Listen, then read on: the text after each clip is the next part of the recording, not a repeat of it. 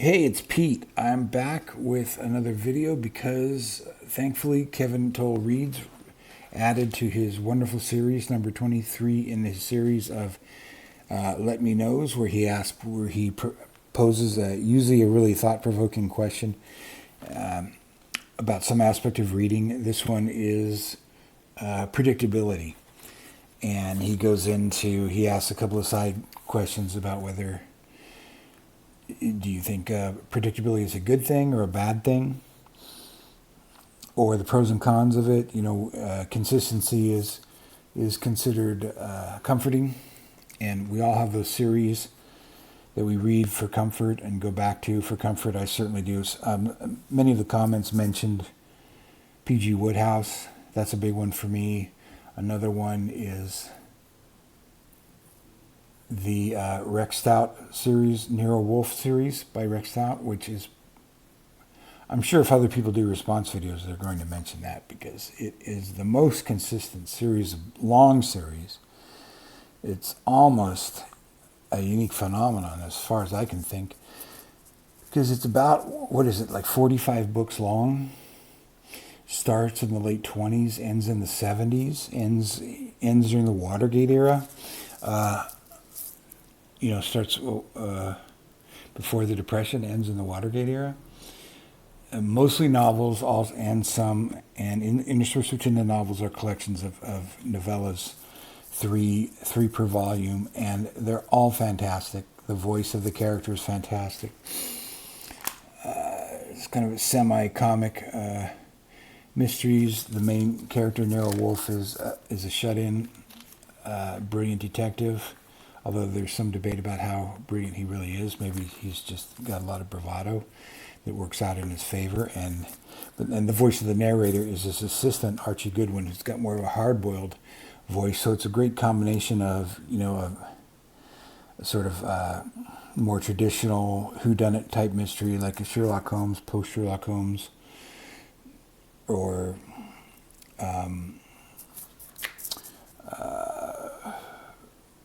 characters like that, but also the voice of like a sort of a more Chandler-esque or hard-boiled detective, although lighter than that.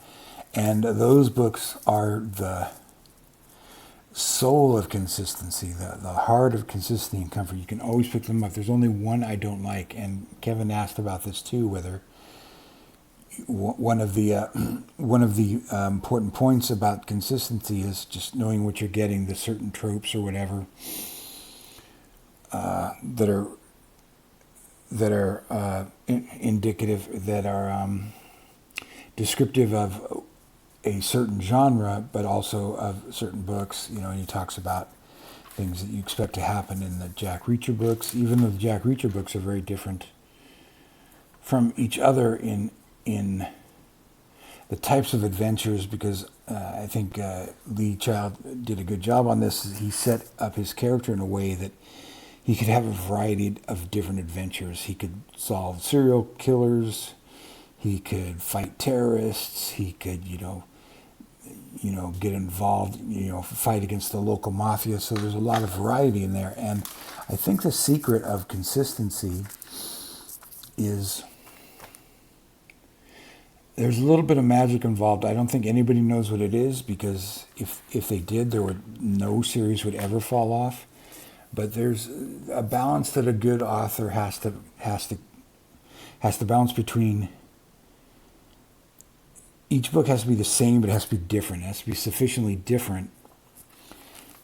And that brings me to the final book of the Jeeves and Wooster series by P.G. Wodehouse, which is a comic series. I saw people mentioned Wodehouse in the comments to Kevin's video, and that's another series where you can just go to, especially if you're in a bad mood, and read any of the books and get involved and fall in love with the characters again. They're comedic books where Jeeves is the brilliant butler, and who's always having to get his idiot employer, Bertie Wooster, or some of Wooster's friends out of some kind of fix, usually involved in some really ridiculous mess they've made of their own lives, like getting engaged to someone they don't want to get engaged to, or stealing someone's servant, just different things. But it's always, the stories would be very unsatisfying if, for example,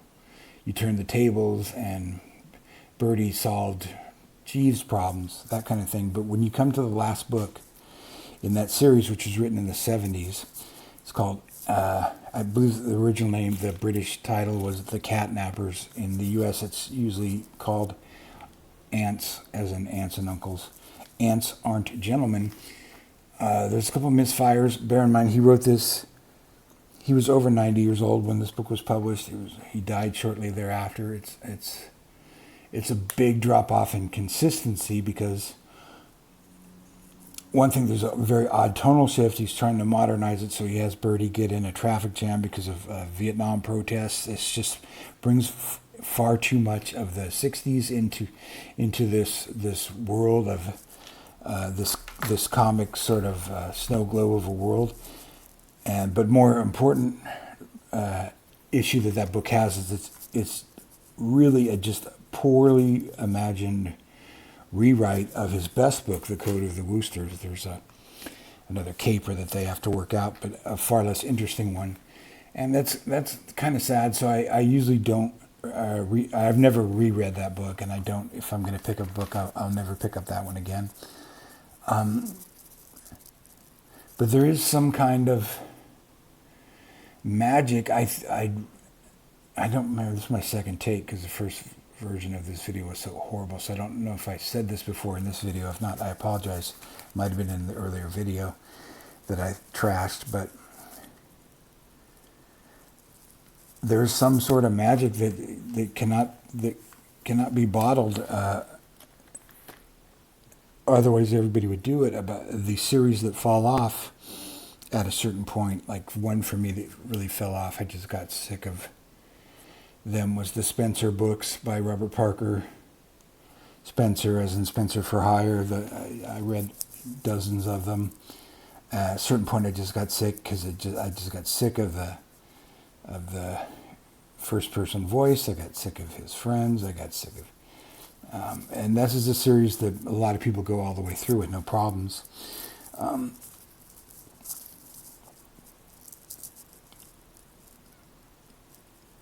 So I really don't know what it is. I wish I did. I don't know what it is. Some people are able to keep it going. The longest anybody ever kept it going, as far as I could tell, of writing the same book over and over again for decade after decade, but each one being, almost each one being as delightful as the last, is the Nero Wolfe series by Rex Stout, which starts, I don't know, I think the first one's written in 29 or 30. The last one's written in the Watergate era. I think it's about 44 books. About 2/3 of them are novels. Another third of them are collections of individual novellas, 3 per book. And the voice is just wonderful. The crimes are... Some of the books are better in terms of plotting the crimes and that kind of thing, but they're all perfect because of the voice of the narrator, who's the assistant to this genius detective called Nero Wolfe. Genius, pain in the ass detective. And there's quite a contrast between those two characters. The Nero Wolfe is sort of a traditional kind of post Sherlock Holmes, Hercule Poirot kind of unlikable, irascible genius, although there's some debate on whether he's really a genius or if he just sort of bullies his way to solutions.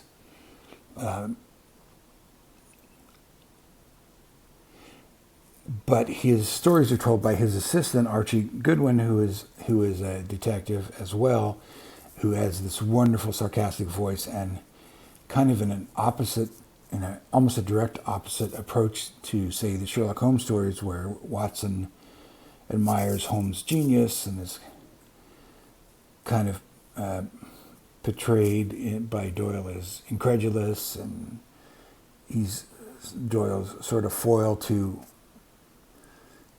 impress upon us how brilliant Holmes is.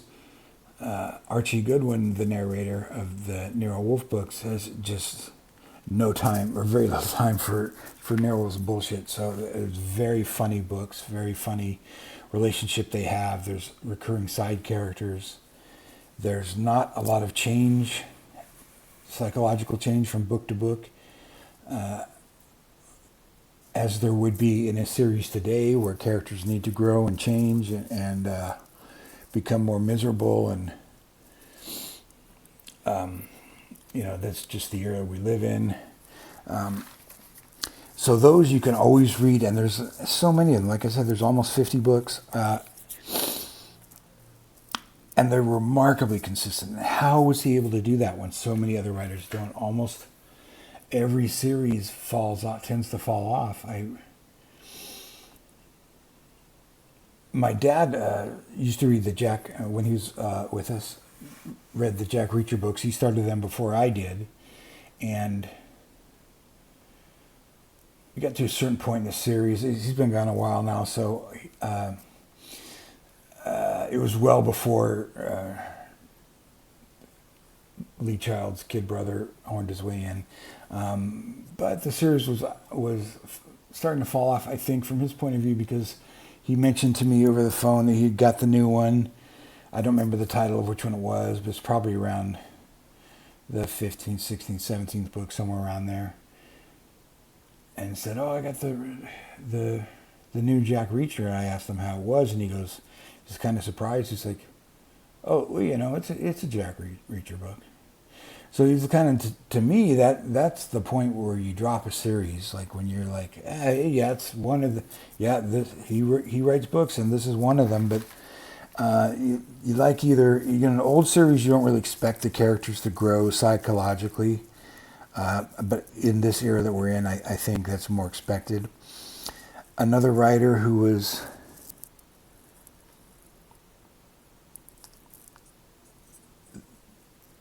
had a very long career, whose books are kind of uneven. She wrote good books and bad books, mostly good books.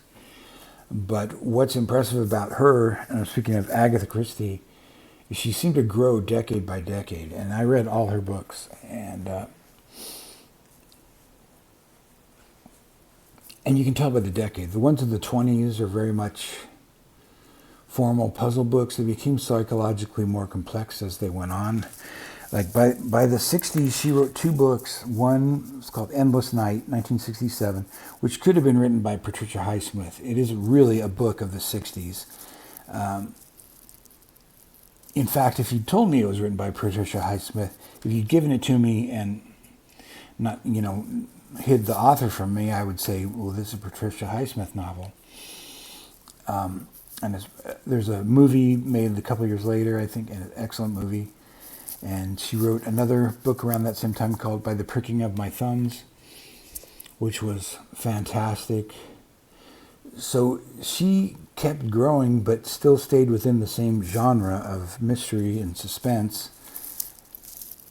And that's one way to do it, I guess, is to keep growing. Travis McGee is another one. His book started out pretty straightforward. I guess they started in the early 60s.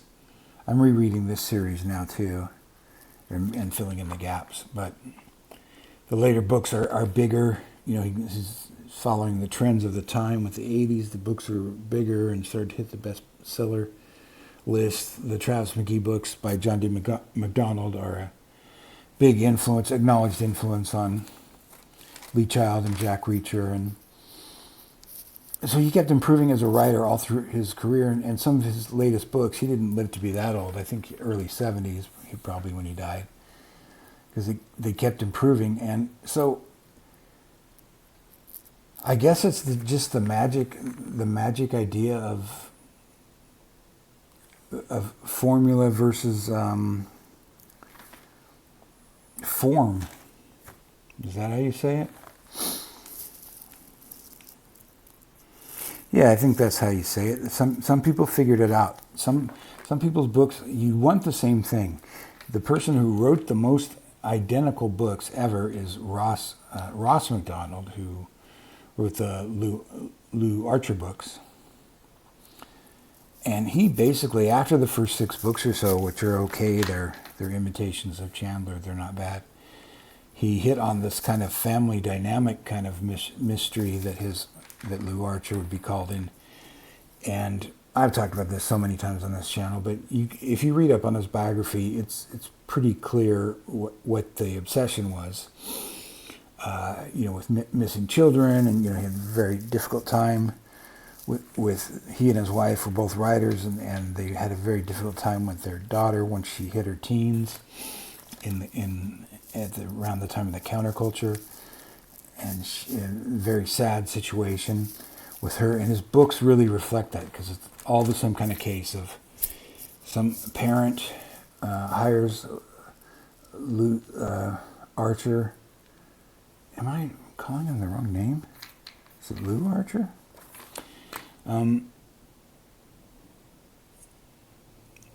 Some rich person who hires Archer to find their missing daughter, sometimes son, sometimes wife, a close family member who disappears somewhere in California, and starts living a counterculture life, and that changes between the books in the 50s and the 60s, and very tragic books, but they're all variations on the same theme. But they don't get old for me. Some people don't like that, actually, I read, but they're just so brilliantly designed. It's like, if you look at, maybe I'm over psychoanalyzing here, but if you look at his books, it's like he's trying to work out the same theme in his head over and over, slight variations. And since he hasn't worked it out himself, I'm speaking of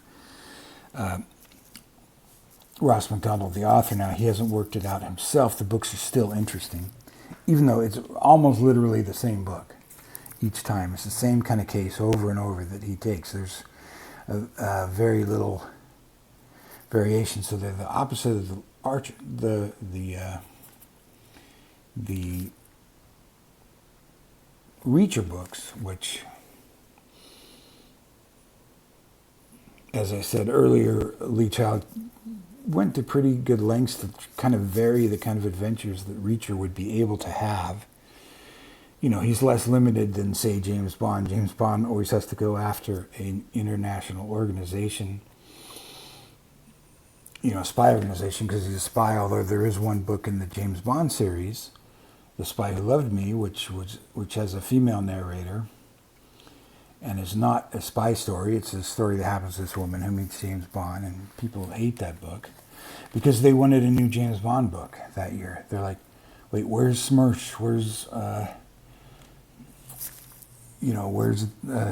Goldfinger? Where's the villains? Where's the nuclear codes? All this stuff, So he disappointed with that book. I wasn't disappointed with that book because I read them all after they'd been published. But you can imagine, if you wait every year for your 200-page James Bond book, and then this comes up, it's a 150-page romance novel instead, even though it's quite well written, I think. And then James Bond continues on very well until the last book, The Man with the Golden Gun, where he has the same problem that P.G. Wodehouse had with his last book, where it's just terrible. I think there's some speculation of whether he actually even finished the book or somebody finished it for him, because he was very sick and he died. He was only at 57 or something. But The Man with the Golden Gun, first chapter is kind of interesting. It carries over off the cliffhanger at the end of the last book, which I think was it Live and Let Die? Anyway, then it becomes just very bad. But the movie's not bad because it's got Christopher Lee in it, so it's pretty fun. But it's, even the title "Man with a Golden Gun" sounds like a parody of a better James Bond novel like Goldfinger. So there's a certain point where certain writers, maybe they get sick of it themselves, or the formula wears thin because just the culture has moved on and it starts to feel false. We're living in a time now, this is so long, I can't believe I did this again, which I think is a really bad, and I blame the audiences for this. It more reflects movies than books, but actually a lot in books now too, I guess, where people really, really demand formula, I think, than ever before. They get very upset. If you don't have your horror movie with the final girl, and you don't have, the set pieces at the end of the Marvel movies and all that kind of thing. And they really want every beat to be hit. Like if that next James Bond movie comes out and there's not a big set piece at the beginning, and and then the credits, and then the visit to MI5, M's office, and smirking James Bond, gets browbeaten a little bit. People are going to be disappointed, as people became slightly more and more irritated at the more recent Bond movies, where they're just, I don't know what they were trying to do. They're trying to do something different, but I think what people want now is just a good Bond movie. Don't mess with the formula. We all know what it is. It took about 3 movies to get it down. The first movie doesn't. Dr. No is a pretty dull movie. The second movie is one of the better movies from probably the best book, From Russia with Love. And then the third movie, Goldfinger, was Goldfinger? It was the third movie, not the third book, but the third movie they made, third Sean Connery movie, is the one that really set the pattern of what everybody thinks of as James Bond, that carried all the way through Roger Moore. Then that started to fall apart because Roger Moore was so old, and they have things like him running around in clown face, and and even he was getting embarrassed by doing love scenes with women that are 40 years older than him, younger than him. And they tried to invent it a couple times. Those Timothy Dalton movies really didn't work for people very well. They were understated. I think a lot of Bond aficionados claim to like them. I never liked them that much. And then they came back with Pierce Brosnan, and they kind of tried to reset and make these more traditional Bond movies. That era ended, and then with the I didn't know I was going to do a whole recap of the Bond series, but then the Daniel Craig movies, the first one was terrific. They tried to reset. Let's make this a gritty, more modern movie. Bond movies have always followed the trends of the time. That's why you get Moonraker after Star Wars. That's why you get Live and Let Die during the era of blaxploitation gangster films, with Yaphet Kotto as Mr. Big.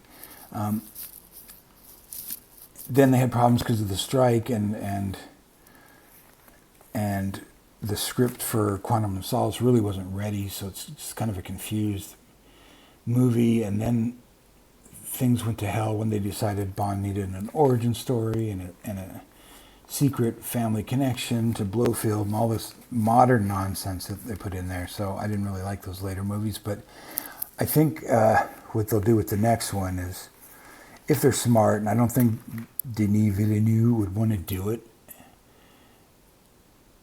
since he only is taking the job because he always wanted to make a James Bond movie. I think he wants to make a real James Bond movie, and not have, Timothy Chalamet as a Bond girl or anything like that.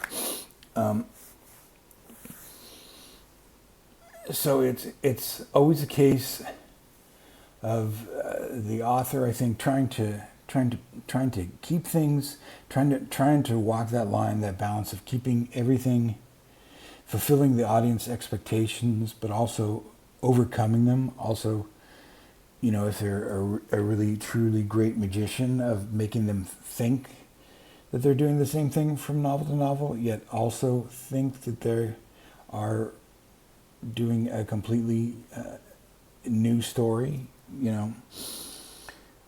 Another book, another writer, Kevin Towles, mentioned in his video, and people mentioned in the comments, like Faceless Book Reviews mentioned in the comments, Louis L'Amour, because he wrote so many Westerns, and Westerns, traditional Westerns, the little skinny ones that we all love with gunfighters, and there's not one meta story, but there's 4 or 5. There's the guy stranger comes to town, who's looking for somebody who has a past that he doesn't talk about. There's the homesteader who's getting forced out by the bank or by the big powerful could be the railroad company, or it's a bigger ranch or something. There's a few standards. They're not identical, though. They're not each one. Or there's the people questing for their lost family member. And even Louis L'Amour, towards the end of his career, he started writing different kind of books. Like he wrote, I can't think of the name of it now, but he wrote the Walking Drum, which was a fantastic historical novel set in medieval Europe. He wrote Last of the Breed, which is about a Native American fighter pilot who gets shot down in Siberia during the Cold War and has to survive using the technique, using his cultural techniques that he grew up with to survive in Siberia and not get caught and be tried as a spy. I think that's what it's about. It's been a long time since I read that. So he diversified too. I don't know if those books are as popular. They're very popular at the time. They were best-selling novels at the time, like New York Times bestsellers. The same way that a lot of genre writers in the 70s had their first big New York Times bestseller releases, like Asimov and Heinlein and people like that, who wouldn't have been recognized by the mainstream in earlier decades. So I'm just rambling here now, but and I thought making notes would be so helpful, but it was not.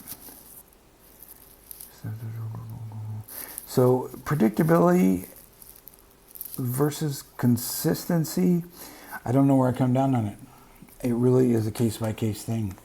You just know it when you feel it, and it's so delightful when you have an author who can keep bringing it each book and keep making you feel like you haven't read it before, that it's moving the character's overall arc or whatever forward, if it's a series, but yet is still recognizable as that same series. So that's where I come down on it. Kind of pointless, but those are my thoughts. Talk to you later, BookTube.